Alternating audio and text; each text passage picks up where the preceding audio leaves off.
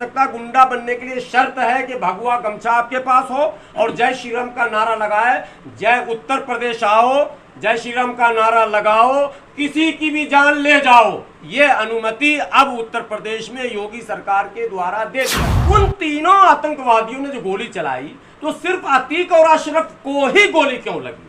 किसी एसटीएफ के जवान के हाथ में, पांव में, उंगली में, वर्दी में, गाड़ी में कहीं गोली क्यों नहीं लगी? वो डर गए थे, थोड़ा साइड हो गए। साइड नहीं हो गए तो वो लाए थे इस गाड़ी से, ये तीनों आए। वहां लोकल वीडियो वायरल हो रहा, आप लोगों ने भी देखा होगा। और वो बड़े चैनल वाले जो मन सरकार भक्त चैनल है उसका वीडियो है जिसमें कहा जा रहा है कि इन तीनों आतंकवादियों को भी पुलिस अपनी गाड़ी से लाई। सलमान थोड़ा सा अगर जुर्म करता है और अगर पकड़ा गया, एक 3 आतंकवादी पकड़े गए और वो पाकिस्तान से इनके संपर्क थे, अमेरिका से थे, ISI से थे फलां, और ये 3 आतंकवादी जो अभी जिसने हत्या की है, एक भी मीडिया की खबर बताओ कि आतंकवादी बोलना, बोला 3 हत्यारे। तो सवाल योगी आदित्यनाथ जी, जब सारे गुंडे उत्तर प्रदेश से चले ही गए थे, सिर्फ एक अतीक था जिसके पूरे खानदान को आपने मिट्टी में मिला ही दिया, तो अतीक और अशरफ पर जो हमला करने वाला ये गुंडा कहां से आया?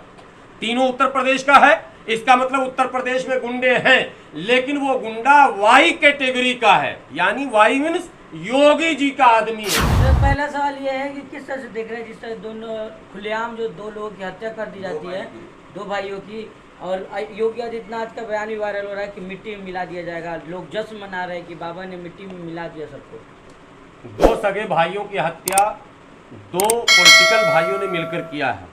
बड़ा भाई योगी आदित्यनाथ जी और छोटा भाई केशव प्रसाद मौर्य जी, दोनों का बैकग्राउंड पॉलिटिकल, दोनों भाई हैं, दोनों का बैकग्राउंड खुद जो है वो क्रिमिनल बैकग्राउंड है। 1-2 ये मैं नहीं कह रहा हूँ, 1-2 नहीं, कई मुकदमे हैं जो संगीन हैं, आपराधिक है, हत्या और लूट और खसोट और फिरौती और यहाँ तक के बलात्कारियों को संरक्षण देने, बचाने, छुड़ाने इत्यादि इत्यादि। तो जब क्रिमिनल सत्ता पर खुद रहेंगे तो जाहिर सी बात है कि वो दूसरों को क्रिमिनल कैसे बनने देंगे? उनके ही लोग, उनके ही चेले बनेंगे। बाबा ने मिट्टी में मिला दिया जब कहा था और मिला दूंगा जब कहा था, तो ये भी कहा था कि अब उत्तर प्रदेश में कोई माफिया और कोई गुंडा नहीं है, गुंडा तो सब उत्तर प्रदेश से जा चुका। तो सवाल योगी आदित्यनाथ जी, जब सारे गुंडे उत्तर प्रदेश से चले ही गए थे, सिर्फ एक अतीक था जिसके पूरे खानदान को आपने मिट्टी में मिला ही दिया, तो अतीक और अशरफ पर जो हमला करने वाला ये गुंडा कहां से आया? तीनों उत्तर प्रदेश का है, इसका मतलब उत्तर प्रदेश में गुंडे हैं, लेकिन वो गुंडा वाई कैटेगरी का है, यानी वाई मीन्स योगी जी का आदमी है। बाकी लोग गुंडे वही होंगे जो जय श्री राम का नारा लगाएंगे। विवादित बयान में दे रहा हूं, विवादित बयान है ये, यानी दूसरा कोई गुंडा नहीं बन सकता। गुंडा बनने के लिए शर्त है कि भगवा गमछा आपके पास हो और जय श्री राम का नारा लगाए, जय उत्तर प्रदेश आओ, जय श्री राम का नारा लगाओ, किसी की भी जान ले जाओ। ये अनुमति अब उत्तर प्रदेश में योगी सरकार के द्वारा दे दिया गया। तो ये जो वाई कैटेगरी के जितने गुंडे हैं वो हर जगह हैं। आपने रमजान में देखा मुरादाबाद में घर के अंदर लोग नमाज पढ़ रहे थे, यही वाई कैटेगरी वाले गए थे ना गुंडा, जय श्री राम का नारा लगा रहे थे, भगवा गमछा पहने हुए थे। पुलिस ने क्या किया? अच्छा, वाई कैटेगरी के जितने भी गुंडे हैं उनको योगी आदित्यनाथ जी ने कह रखा है कि वो आम करे, इमली करे, उल्टा करे, सीधा करे, तुम्हें उसका बचाव करना है और उसके खिलाफ जो कंप्लेंट दे उसको फंसा देना। तो उत्तर प्रदेश में 7 ऐसी घटनाएं घटी। अभी गुलावटी में एक घटना घटी, मारा पीटा बिरयानी बेचने वालों को, और जब कंप्लेंट किया गया तो उसी को बंद कर दिया गया और उससे पैसे लिए गए तब छोड़ा गया। जो जो उसकी सिफारिश में गया उसको गाली से, पुलिस SHO बात कर रहा हूँ, SHO योगी जी के सौजातीय है वहां गुलावटी। आगे बढ़िए आप, मुरादाबाद में आपने देख ही लिया। अभी 3-4 ऐसी घटनाएं घटी जहां वो कह रहा है कि तुम यहाँ नहीं नमाज पढ़ोगे वहां नहीं पढ़ोगे, नई परंपरा यहाँ नहीं चालू करोगे वहां करोगे। ये सारी चीजें तो ये बताती है कि संविधान का राज नहीं है, अप्रत्यक्ष रूप से वाई कैटेगरी के जो गुंडे हैं उत्तर प्रदेश में उनका राज है। तो गुंडा खत्म कहां पर हुआ? और ये अंध वक्त कहते हैं कि मोदी जी ने सबको मिट्टी में मिला दिया। तो ये 3 कहां से आए? चुनिंदा, ये 3 कौन थे, कहां से आए? बंगाल से आए थे क्या? एक बात। दूसरी बात, मुसलमान थोड़ा सा अगर जुर्म करता है और अगर पकड़ा गया, 3 आतंकवादी पकड़े गए और वो पाकिस्तान से इनके संपर्क थे, अमेरिका से थे, ISI से थे फलां, और ये 3 आतंकवादी जो अभी जिसने हत्या की है, एक भी मीडिया की खबर बताओ कि आतंकवादी बोलना, बोला 3 हत्यारे।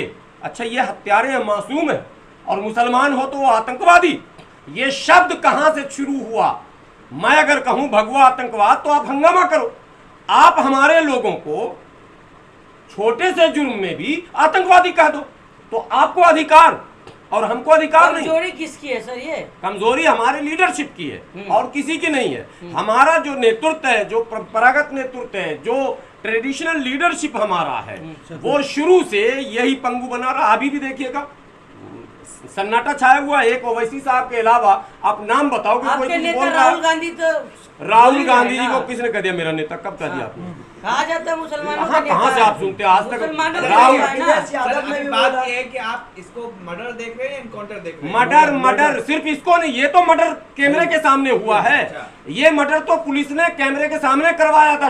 बगैर कैमरे के 2 मर्डर पहले हो रहा, जो झांसी में हुआ, मैं उसको भी मर्डर कह रहा हूँ। वो इनकाउंटर नहीं है साहब।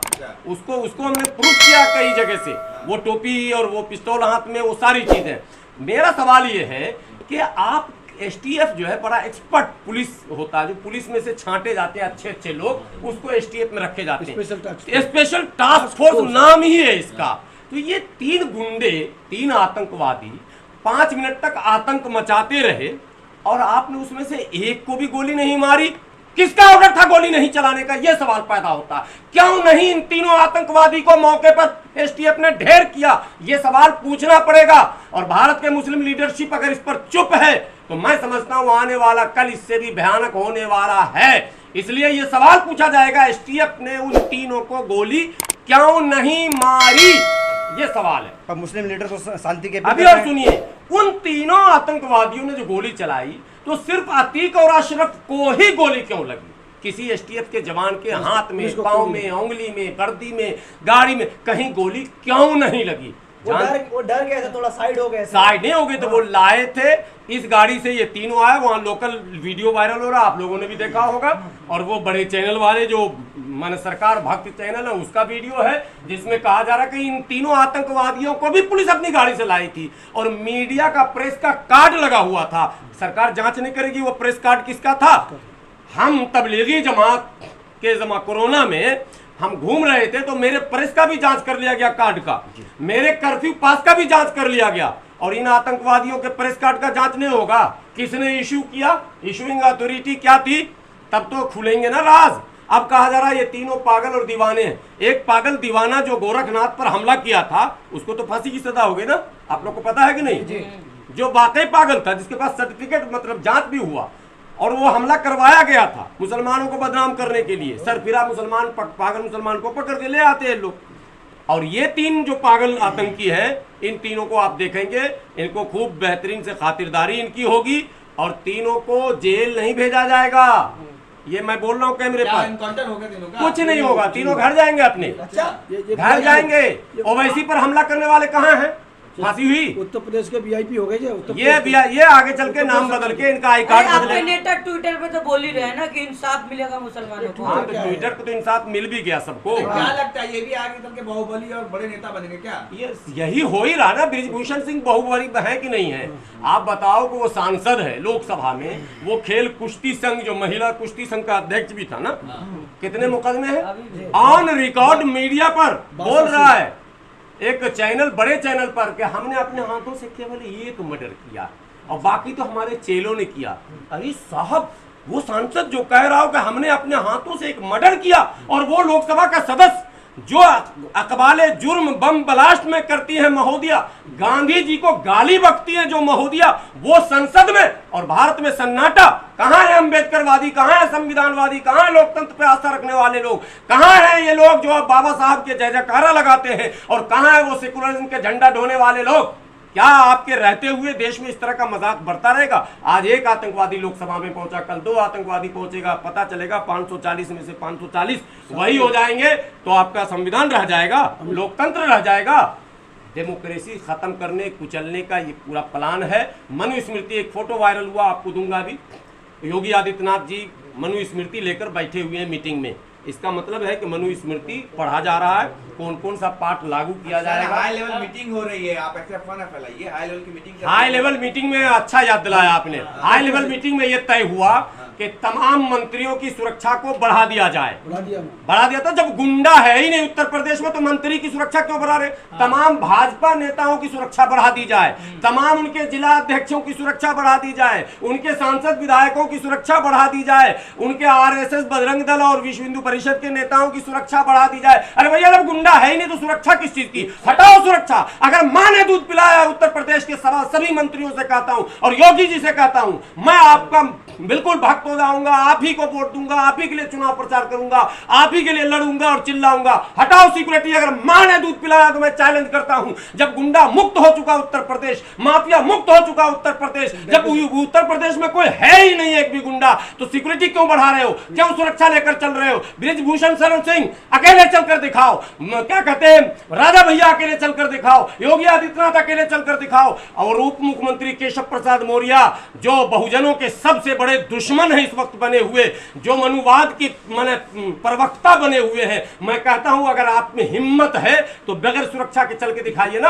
आम इंसानों की सुरक्षा तो आप कर नहीं सकते, और अपनी सुरक्षा वाई जेड, जेड के बाद जेड प्लस, और प्लस के बाद जेड डबल प्लस, फिर जेड ट्रिपल प्लस, यही होता रहेगा इस देश में। सारे टैक्स का पैसा सुरक्षा में लगाओगे अपनी, और गुंडाओं को पालने में लगाओगे।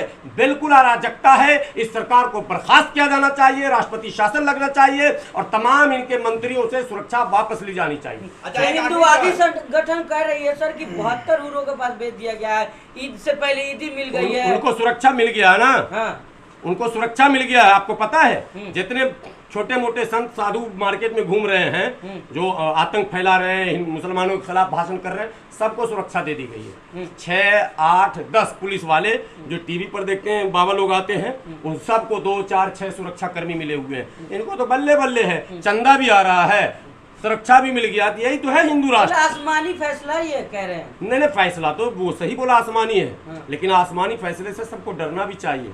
फैसला आखिरी नहीं है, आखिरी नहीं है, ठीक है। फैसले रोज होते हैं आसमान पर, फिर फैसले होंगे आसमान पर। डरना चाहिए। सत्ता में हो तो इसका मतलब ये नहीं कि किसी को कुचल डालोगे। सत्ता अस्थाई किसी का नहीं है। बड़े बड़े सिकंदर से लेके कलंदर तक चले गए। आप किस खेत की मूली है साहब? इस भारत में कितनी सरकारें आई और गई, आप भी जाएंगे, लेकिन जाते जाते आप ये कलंक लेकर जाएंगे शायद, ये आपने मन बनाया। आखिरी सवाल कि जहाँ भी जो भी नाम आता है, बजरंग दल का ही नाम आता है। आपने देखा होगा अभी अतीक अहमद अग्रवाल तीनों बजरंग दल से थे। फिर क्या अभी हरियाणा में मोनू मनेसर वो बजरंग दल से थे, भगवान नड्डा हरियाणा में वो बजरंग दल से। आखिर क्या चल रहा है? क्या इस ऑर्गेनाइजेशन को बंद नहीं करना चाहिए? नहीं, बंद कैसे करेंगे? ये उसी ऑर्गेनाइजेशन के जरिए तो हिंदू राष्ट्र लागू करेंगे। अब समझना सोचना तो अम्बेडकरवादियों को, संविधानवादियों को है ना, उनके लिए ना चिंता का विषय है। लेकिन वो भी अम्बेडकर जयंती बाबा साहब की मनवा ली 132वीं कल, फिर घर में जाके सब सो गए। तो सो गए अगर बहुजनों तो सुला दिए जाओगे।